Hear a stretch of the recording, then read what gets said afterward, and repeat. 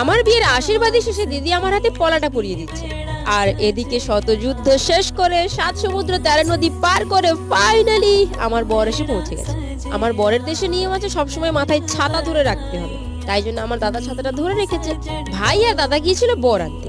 প্রীতমদের ওদিকে নিয়ম আছে প্রীতম যখন বিয়ের জন্য বাড়ি থেকে বেরোবে তখন আমার শাশুড়ি মার কোলে বসবে, আর তখন আমার দাদাকে গিয়ে বলতে হবে আমার বোনকে বিয়ে দেওয়ার জন্য আপনার ছেলেকে আমি নিয়ে যাচ্ছি, আর হাতে কিছু টাকা দিয়ে আসতে হবে। আমাদের এদিকে তো এই নিয়মটা নেই, জানি না আমার দাদা ঠিকঠাক ভাবে কি বলেছে না বলেছে। দাদার ভাই সকালেই গিয়েছিল প্রীতমদের বাড়িতে প্রীতমকে আশীর্বাদ করতে। মা যেহেতু মন্দিরে যায়নি তাই বরকে গাড়ি থেকে আনার জন্য আমার মাসি গেল।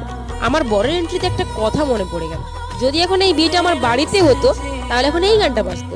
চোখ তুলে দেখো না কে এসেছে, আরে চোখ তুলে দেখো না কে এসেছে, নতুন করে আবার বিয়ের সানাই বেজেছে, তুলে নিয়ে